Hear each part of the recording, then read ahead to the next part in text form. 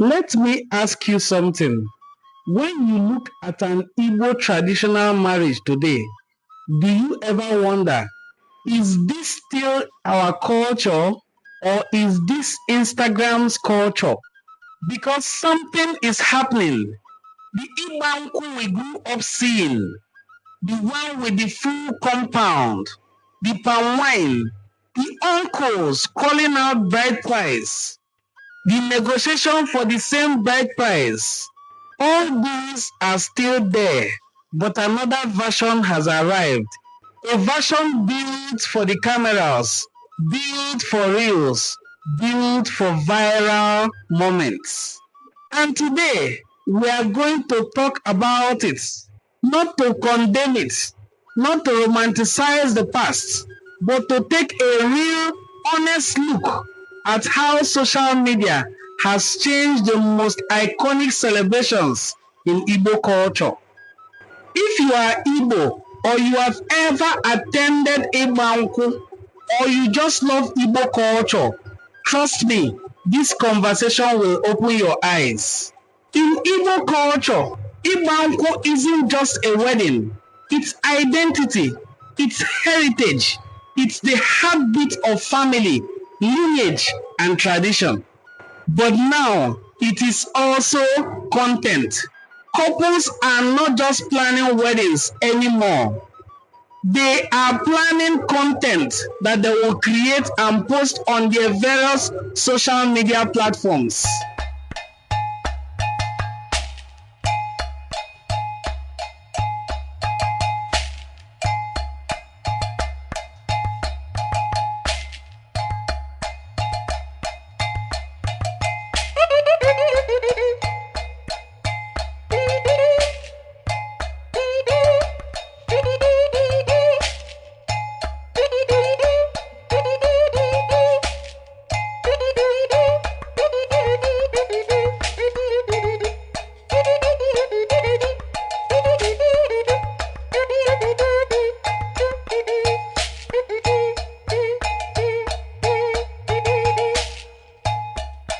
They are planning a whole new experiences.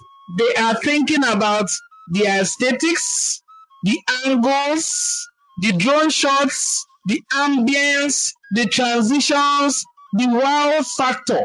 Social media hasn't just influenced weddings, it has transformed expectations. For some elders, this is no longer culture, it is a movie set. For the young people, they say we are still honoring culture just with better lighting and a few cameras. Today, we are breaking it all down. Before social media, most people saw an Igba-Nkwu only if they attended one.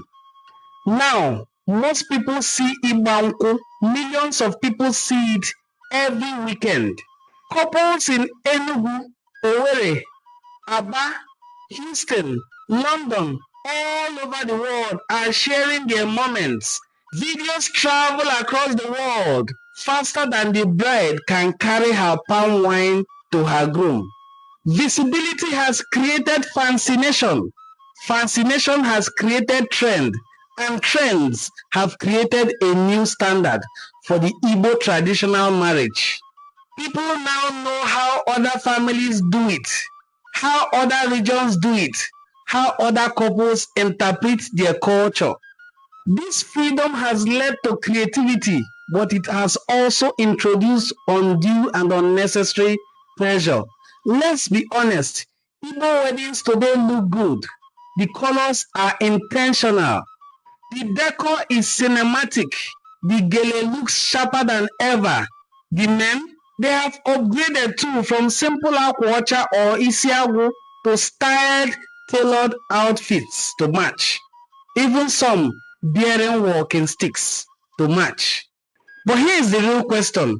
Are we enhancing culture or beautifying it for social media consumption? Couples spend months searching hashtags like Igba-Nkwu, Igbo bride, Igbo traditional marriage, traditional wedding. Everyone wants that perfect viral moment, And whether we admit it or not, social media has raised the bar. This part is emotional. Many Igbo families now scattered across the world, Dubai, Canada, Australia, all over the world, now for the first time in Igbo history, family members who cannot attend weddings can still witness it. Grandparents in the villages who could not make it to the city can watch on the phone. Siblings abroad crying while watching their Facebook Live.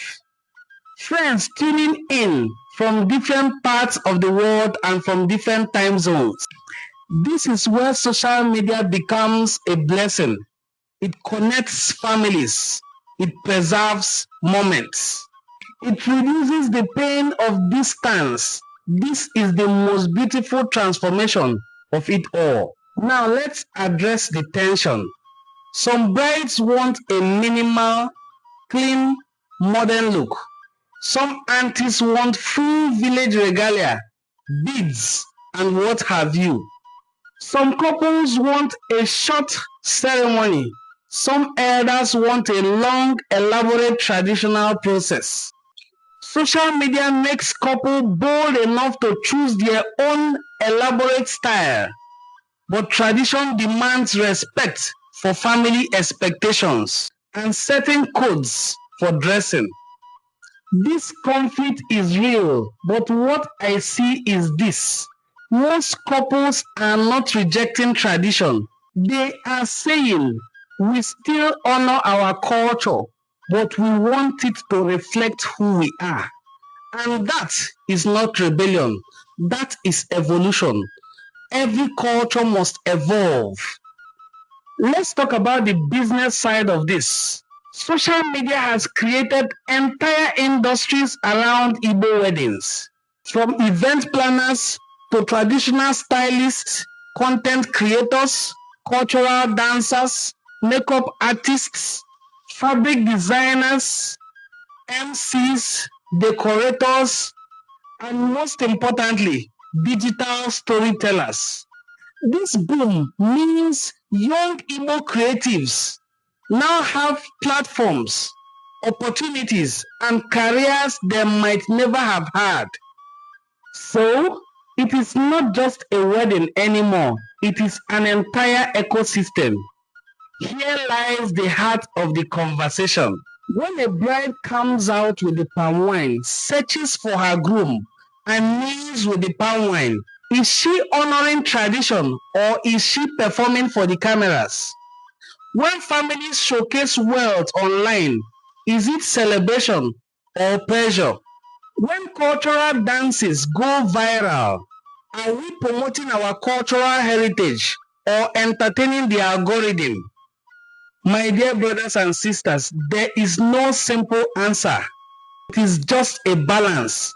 Every culture evolves, and usually it evolves through exposure, creativity, and most importantly, technology.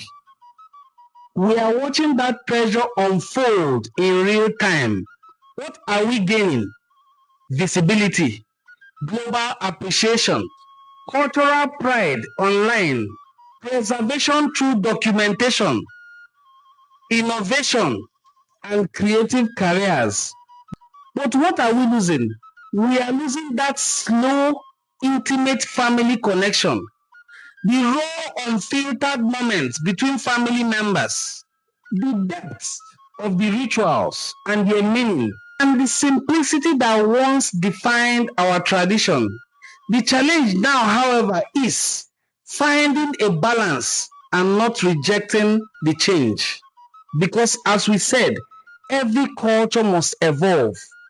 Whenever I attend an Igba-Nkwu or Igba-Manya as we call it in Western Igbo land today, I don't look at the lights or the decoration or the perfect camera shots.